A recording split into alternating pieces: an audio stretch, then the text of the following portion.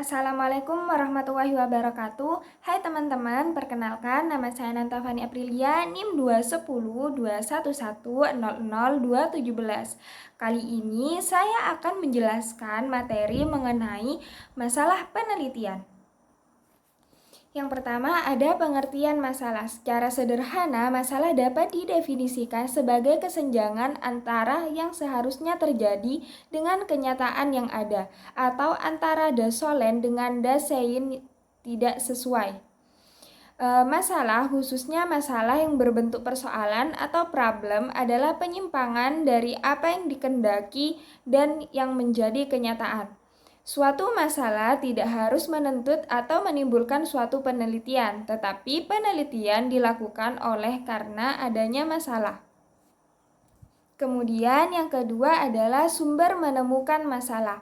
Pencarian masalah dapat dilakukan dari sumber-sumber masalah. Yang pertama ada textbook, kemudian laporan penelitian yang tidak dipublikasikan. Yang ketiga ada proceeding, yang keempat ada tesis atau disertasi, yang kelima ada jurnal, dan yang keenam ada pengamatan sepintas atau fakta di lapangan.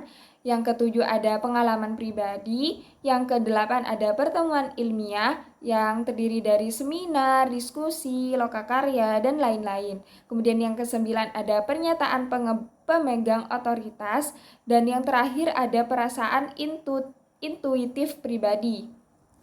Kemudian selanjutnya ada menggali masalah. Untuk menggali masalah sendiri, kita yang pertama harus menemukan fenomena, bisnis, atau data yang ada di lapangan. Kemudian ada research gap, dan yang terakhir ada teori gap. Setelah itu, kita akan menemukan mengenai latar belakang masalah, yang kemudian akan menjadi suatu rumusan masalah. Kemudian ada pemilihan masalah. Setelah masalah-masalah tersebut diidentifikasi, belum menjadi jaminan bahwa semua masalah tersebut layak dan sesuai untuk diteliti, sehingga perlu dipilih salah satu atau beberapa masalah yang paling baik dan layak untuk diteliti. Pertimbangan pemilihan masalah ini dapat dilakukan dengan dua arah. Yang pertama dari arah masalahnya. Pertimbangan kelayakan berdasarkan arah masalahnya atau sudut objektifnya atau nilai penelitiannya.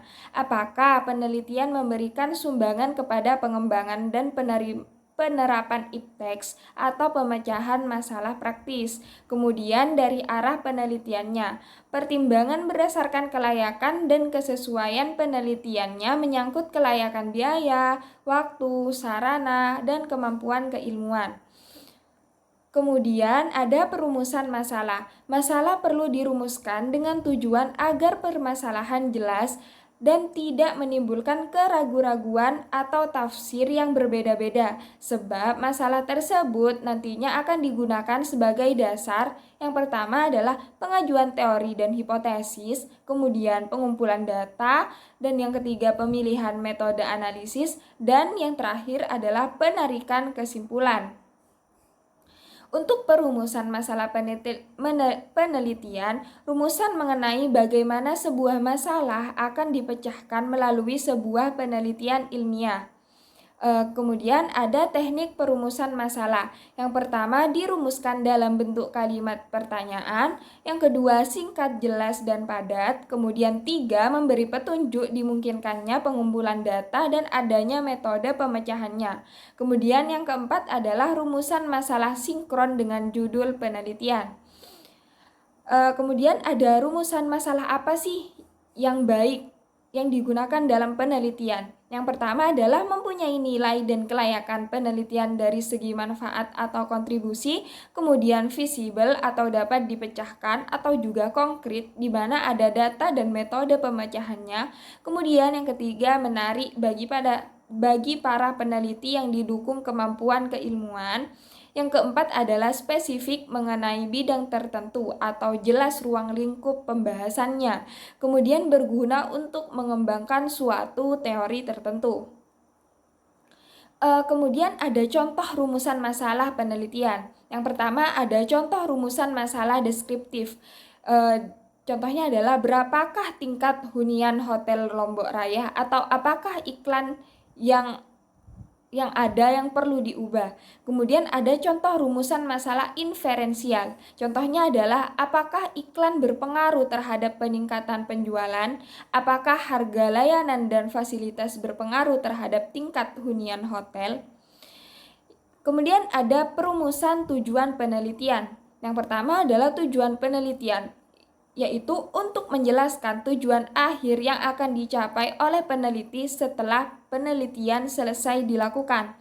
Kemudian untuk memberikan gambaran yang tegas tentang sasaran dan ruang lingkup penelitian. Kemudian ada teknik merumuskan tujuan penelitian yang dimana ada singkat dan spesifik, kemudian diarahkan untuk menjawab permasalahan yang telah dirumuskan. Kemudian ada contoh tujuan penelitian. Contohnya adalah apakah kualitas jasa berpengaruh signifikan dan positif terhadap kepuasan nasabah Bank Jatim di Madura.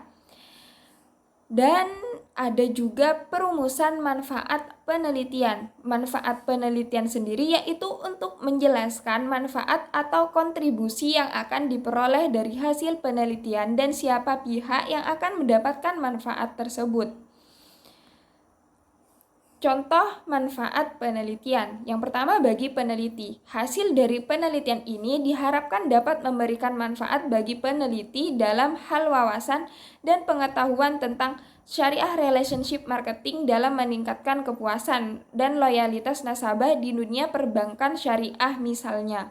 Kemudian contoh manfaat penelitian bagi sivitas akademika, yaitu penelitian ini dapat diharapkan bermanfaat bagi mahasiswa ekonomi syariah, misalnya seperti itu.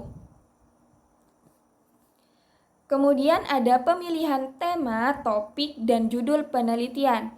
Tema penelitian diperlukan untuk mengarahkan ruang lingkup dan bidang telaah yang akan dipelajari oleh peneliti, di mana berkaitan dengan bidang ilmu. Kemudian topik penelitian berkaitan dengan garis pembahasan atau bersifat spesifik. Dasar pemilihan tema dan topik penelitian, yang pertama ada kemampuan untuk melaksanakan, yang kedua ada data yang dapat diamati, dan yang ketiga berkaitan dengan kebutuhan masyarakat. Untuk judul penelitian, judul dirumuskan atau dibuat berdasarkan masalah-masalah yang akan diselidiki. Judul penelitian harus mampu memberikan gambaran umum atau gambaran keseluruhan masalah dan atau masalah-masalah yang akan diungkapkan. Kemudian ada pertimbangan memilih judul. Yang pertama, tampak ruang lingkup dan metode pembahasannya, kemudian tampak ruang lingkup objek penelitiannya, kemudian berkaitan dengan tema topik penelitian, mempertimbangkan masalah yang dihadapi, mempertimbangkan bidang ilmu, kemudian judul hendaknya yang sudah aktual. Dan judul hendaknya dibuat dengan singkat dan jelas, tidak perlu semua variabel disebutkan dalam satu judul, tidak berarti ganda atau ditafsirkan lain, penggunaan istilah yang sudah umum, penggunaan bahasa baku, dan juga tidak lebih dari 3 baris, karena judul yang panjang akan membingungkan para pembaca. Kemudian yang terakhir adalah teknik menyusun latar belakang masalah. Ditjen Dikti mengemukakan hal-hal yang mendorong atau argumentasi pentingnya dilakukan penelitian, menguraikan proses dalam mengidentifikasi masalah penelitian. Menurut Monandir mengungkapkan pentingnya masalah tersebut haruslah diteliti. Baik, terima kasih. Cukup dari saya. Apabila ada kesalahan, mohon maaf. Wassalamualaikum warahmatullahi wabarakatuh.